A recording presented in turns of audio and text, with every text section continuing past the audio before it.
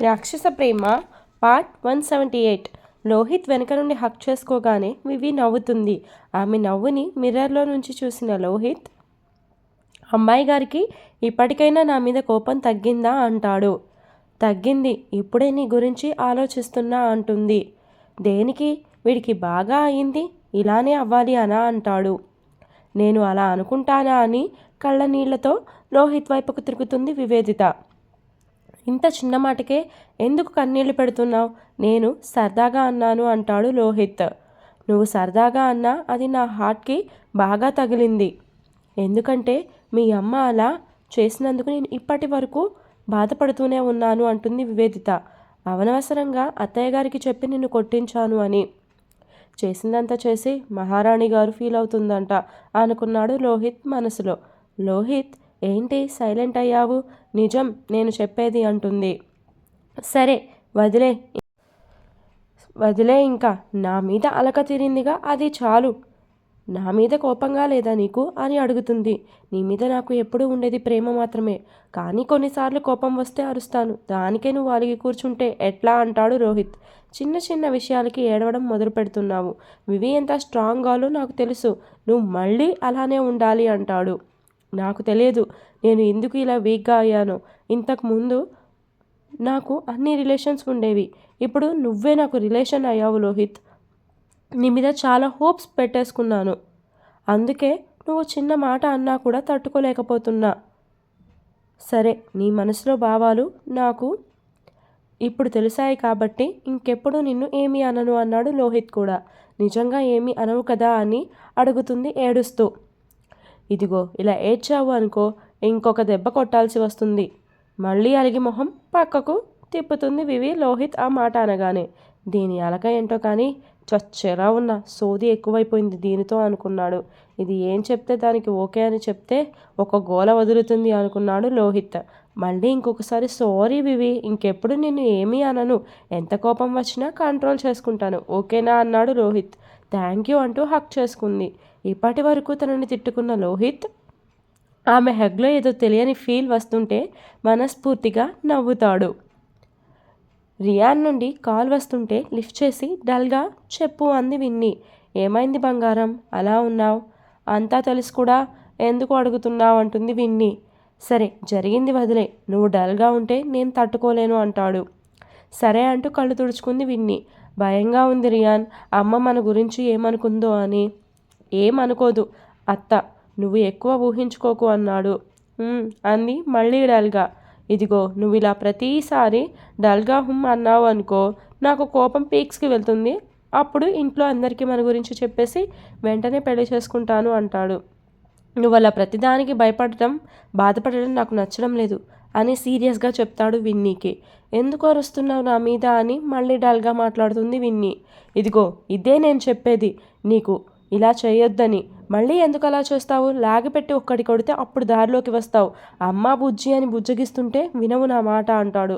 ఏడుపు మొహం పెట్టుకొని ఐ హేట్ యూ అంటుంది Winnie. I hate you too, నువ్వు ఇలా పెరిగిదానిలా ఉన్నావనుకో, నీతో బ్రేకప్ కూడా చెప్పేస్తా అంటాడు. ప్లీజ్ సరదాకి కూడా ఎప్పుడు నువ్వు అలా అనకు, నాకు చాలా బాధగా అనిపిస్తుంది అంటుంది. అయితే ఈ రోజు నుంచి రియాన్ ఏం చెప్తే అదే చేయాలి నువ్వు అంటాడు. ప్రతిదానికి భయపడ్డావనుకో నా చేతిలో నీకు ఉంటుంది, గుర్తుపెట్టుకో. చిన్నప్పటి నుంచి ఇలానే ఉన్నా, సడన్గా చేంజ్ అవ్వమంటే ఎలా చెప్పు అంది విన్ని. ఇప్పటి వరకు ఎన్ని సంవత్సరాలు అయితే నువ్వు ఇలా ఉన్నావో మళ్ళీ ధైర్యంగా మారడానికి అన్ని సంవత్సరాలు తీసుకుంటావా అని అడుగుతాడు. మరీ అన్ని సంవత్సరాలు తీసుకోను, సగం సంవత్సరాలు తీసుకుంటాను. నువ్వు ఎప్పటికీ మారవు, సగం సంవత్సరాలు కాదు కదా, లైఫ్ లాంగ్ ఇలానే ఉంటావు అంటాడు రియాన్ విన్నీని. ఇదిగో మొన్నటి వరకు నువ్వంటే ఇష్టమని చెప్పి తిరిగి ఇప్పుడు తిడుతున్నావు అంది విన్ని. పెళ్ళైన తర్వాత ఇలాగే తింగదానిలాగా ఉన్నావంటే కొడతాను కూడా, గుర్తుంచుకో అంటాడు.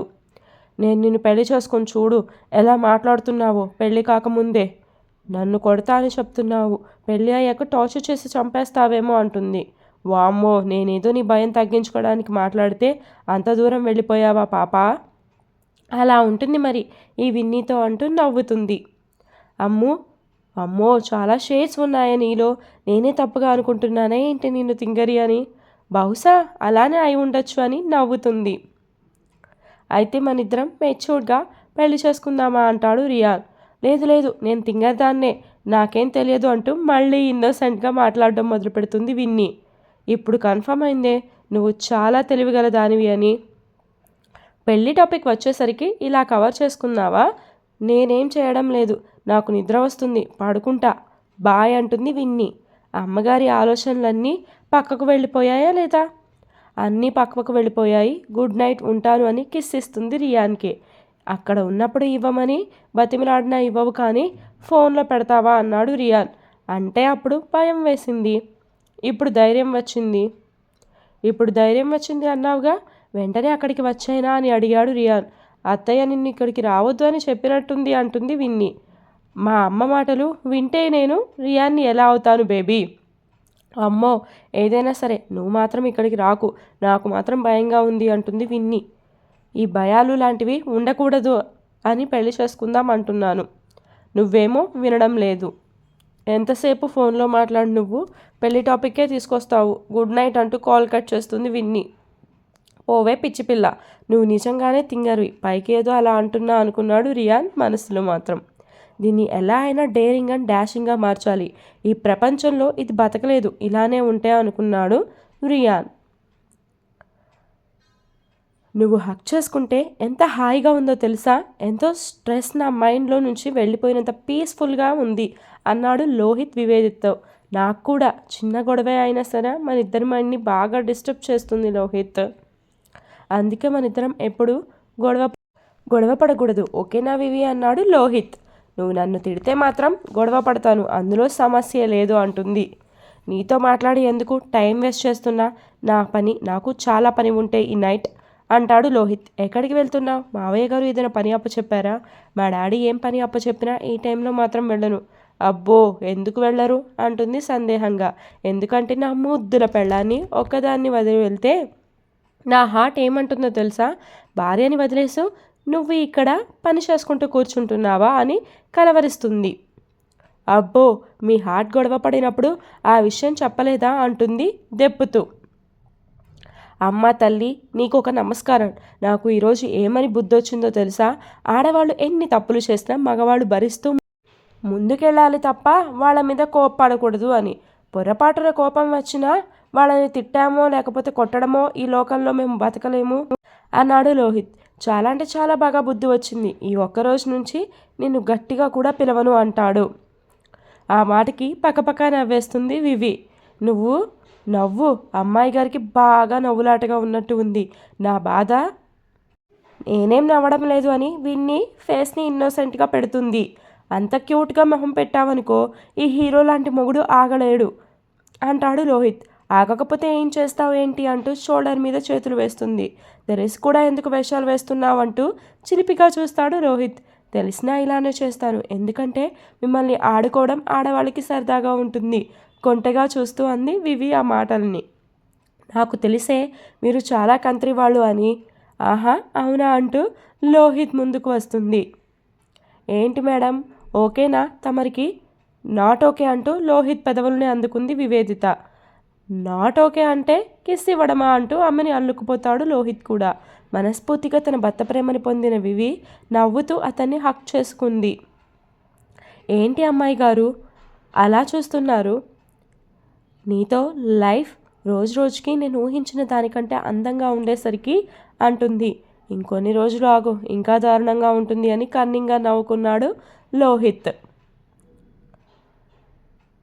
కాలేజ్కి వెళ్ళడానికి ఎప్పుడు పరుగున రెడీ అయ్యే విన్ని ఈరోజు వెళ్ళాలంటే అసలు ఇంట్రెస్ట్ లేనట్టుగా జాగ్గా రెడీ అవుతుంటుంది. అది గమనించిన వేగ, ఏమైంది మీ కూతురికి ఎప్పుడూ చకచకా పరుగులు పెట్టి తాను ఈరోజు సైలెంట్గా ఉంది అంటుంది. విన్నీ అప్పుడు సైలెంట్గానే ఉంటుందిగా. విరాజ్, నా ఉద్దేశం అది కాదు, సైలెంట్గా స్లోగా నెమ్మదిగా రెడీ అవుతుంది ఏంటి అని. నాకేం తెలుసు, అడగొచ్చు కదా అంటాడు విరాజ్. నేను దాంతో మాట్లాడడం లేదు, మీ కూతురుతో మీరే మాట్లాడాలని చెప్పా కదా, మళ్ళీ ఎందుకు నన్ను విసిగిస్తున్నారు అంది. వేగా, నువ్వెప్పటికీ మారవే, ఎన్ని సంవత్సరాలైనా ఇలాగే ఉంటావా అన్నాడు విరాజ్. అసలు ఇప్పుడు నేను దాని గురించి మాట ఏమైనా ఎత్తానా? నువ్వే మాట్లాడి నువ్వే అనేసి చివరికి మళ్ళీ నేనేదో చేసినట్టు నన్ను అంటున్నావు అన్నాడు విరాజ్.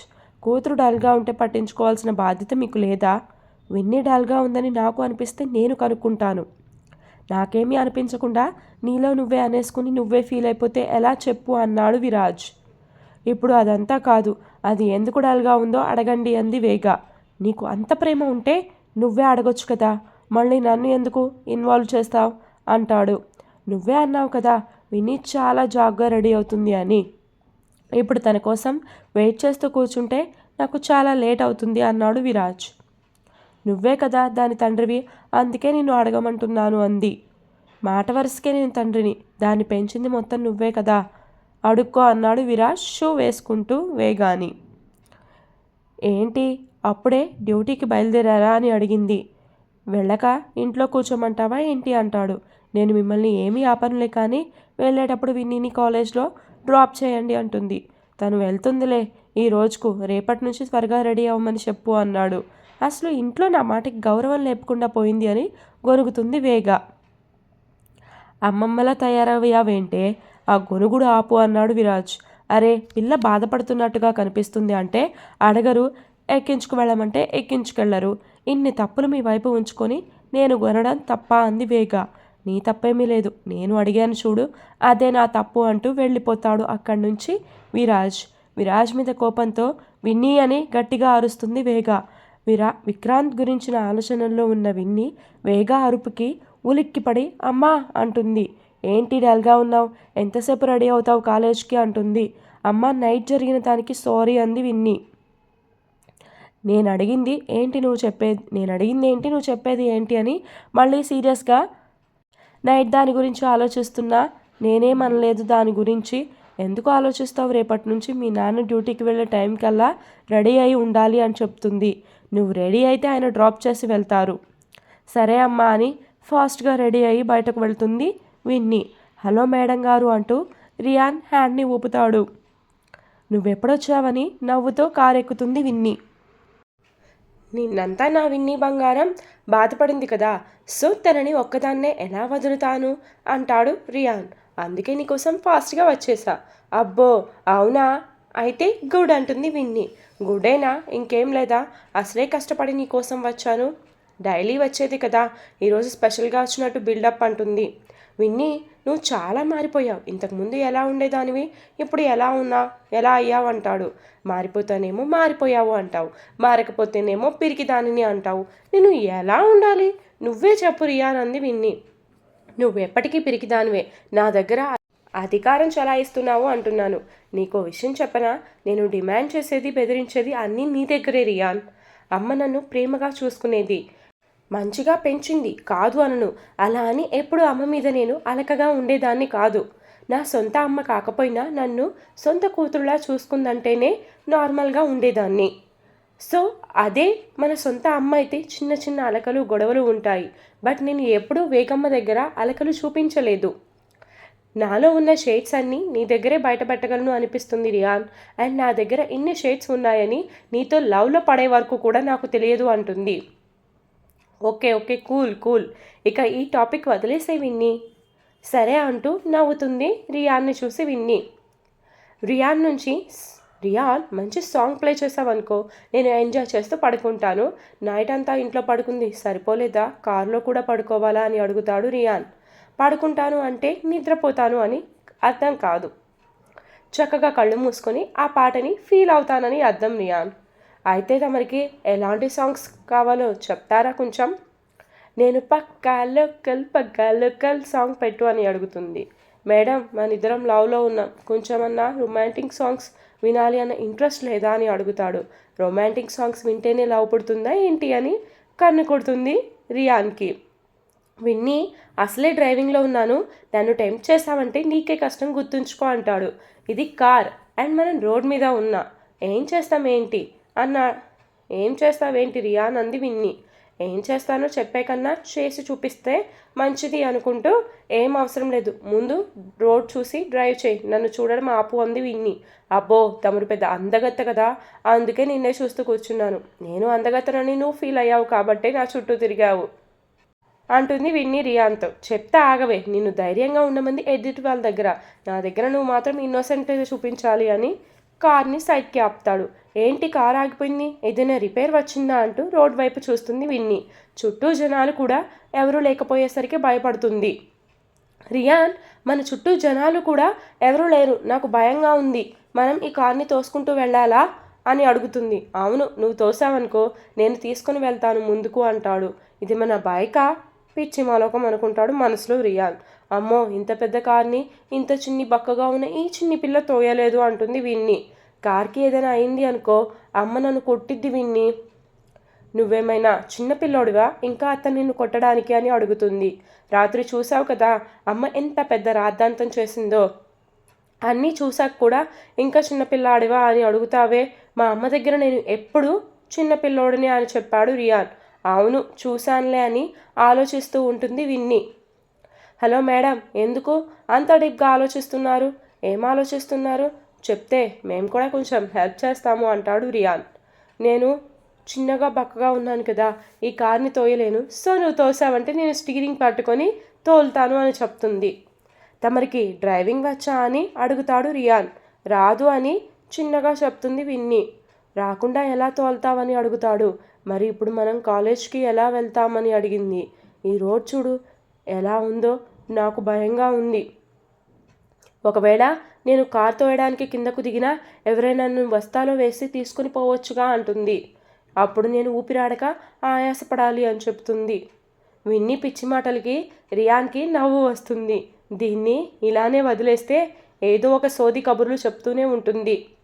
నేను కూడా దీంతో పాటు సోది కబుర్లలో మునిగిపోయాను అనుకో, ఇప్పుడు నేను చేయాలి అనుకున్న పని మధ్యలోనే మర్చిపోతాను. మా ఇద్దరికి ఏకాంతమైన ప్రదేశం దొరికింది ఇప్పుడే, నేను దీనితో ఎంజాయ్ చేయాలి అనుకొని విన్నీ అంటాడు మత్తుగా. రియాన్ వాయిస్లో తేడాకి విన్నీ గుడ్లు మొత్తం తేలేస్తుంది. రియాన్, నీ పిలుపు ఏంటి విచిత్రంగా ఉంది అని అడుగుతుంది. నా పిలుపే కాదు, నా చేష్టలు కూడా నీకు చిత్రంగానే అనిపిస్తాయి ఇప్పుడు నేను చేసే వాటికి అంటాడు. ఏం చేస్తావంటూ భయంగా చూస్తుంది. ఏం చేస్తానంటే అంటూ విన్నీ మీదకు వెళ్తుంటే రియాన్ని తోసేసి కార్ డోర్ ఓపెన్ చేసి బ్యాక్ సీట్కి వెళ్ళి కూర్చుంటుంది విన్నీ. పిచ్చిదానా, ఇప్పుడు నాకు బాగా చిక్కావు అంటూ డోర్స్ అన్నీ లాక్ చేసి బ్యాక్ సీట్కి వెళ్తాడు లోపల నుండే జంప్ చేసి. రియాన్, నేను చిన్నపిల్లని, ఆపు, మాటకి ముందు చిన్నపిల్ల, మాట తర్వాత చిన్నపిల్ల అని ఒక్కటే సోది, సైలెంట్గా ఉండు అంటూ ఆమె నడుము మీద చేతులు వేసి దగ్గరకు లాక్కుంటాడు రియాన్ విన్నీని. నాకు టెన్షన్గా ఉంది అంటూ గుటకలు మింగుతుంది విన్నీ. నేను తీరుస్తానుగా మొత్తం అంటూ ఆమె నడుముని గిల్లుతూ బుగ్గ మీద కిస్ చేస్తాడు. ఈరోజు ఎపిసోడ్ ఇంతటితో కంప్లీట్ అయిపోయిందండి. ఈరోజు ఇది సెకండ్ అప్డేట్ ఇచ్చాను, మార్నింగ్ ఇంకో అప్డేట్ ఇచ్చాను, ఒకసారి దాన్ని చెక్ చేసుకోండి. ఒకవేళ చదవని వాళ్ళు ఇంకెవరైనా ఉంటే రేపటి నుంచి నేను టైంకి అయితే అప్డేట్స్ ఇవ్వడానికి ట్రై చేస్తాను. టైమింగ్స్ అంటే మార్నింగ్ వచ్చేసి 10 to 11 మధ్యలో ఇస్తాను, ఆఫ్టర్నూన్ వచ్చేసి 3 to 4 మధ్యలో ఇస్తానండి. అండ్ ఇంకో విషయం ఏంటంటే మోడర్న్ కపుల్ స్టోరీ కూడా స్టార్ట్ చేస్తున్నాను కాబట్టి దాన్ని ఇవ్వట్లేదు కదా, 2 daysకి ఒకసారి ఎపిసోడ్ ఇద్దామని అయితే నేను ఫిక్స్ అయ్యాను. దాన్ని ఆఫ్టర్నూన్ 2కి ఇస్తాను దాని ఎపిసోడ్. అది 2కి ఇచ్చాను అనుకోండి, 4 to 5 మధ్యలో అయితే రాక్షస ప్రేమ సెకండ్ అప్డేట్ ఇవ్వడానికి ట్రై చేస్తాను. అండ్ స్టోరీ చదివిన వాళ్ళందరూ కామెంట్స్ కూడా పెట్టేసి నన్ను ఎంకరేజ్ చేశారనుకో, కొంచెం నాకు హోప్ వస్తుంది అనమాట, నా స్టోరీ హైప్ వెళ్తుందని. సో నేను మీకు అవన్నీ చెప్పకూడదు, బట్ నాలో నేను ఉంచుకొని నేను ఇంకా నా స్టాండర్డ్ని నేను చూపించుకోవాలి. బట్ అడగకుండా ఉండలేకపోతున్నాం, ఎందుకంటే ఒక కామెంటే కదా మనల్ని ముందుకు తీసుకెళ్ళేది. ఎవరికైనా కానీ ఏదైనా షాపింగ్ చేస్తే వాళ్ళకి ఫీడ్బ్యాక్ ఇస్తేనే కదా వాళ్ళకి కొత్త కొత్త కలెక్షన్స్ తెచ్చేది అన్నట్టుగా మీరు స్టోరీ చదివేసి కామెంట్ చేస్తేనే కదా మేము ఇంకొంచెం రైజ్గా, అంటే కొంచెం హ్యాపీగా ముందుకు వెళ్ళి ఇంకా మంచిగా రాసేదని నేను ఫీల్ అవుతాను. So it's you wish, up to you. మీకు ఇవ్వాలి అనుకుంటే ఇవ్వండి కామెంట్స్, లేకపోతే లేదు. బట్ నేనైతే అడుగుతాను. And please do subscribe my YouTube channel. Subscribe చేసుకుంటే మీకు వెంటనే నోటిఫికేషన్ వస్తుంది, నోటిఫికేషన్ వచ్చిన వెంటనే చదివేసుకోవచ్చు. And thank you, bye all of you.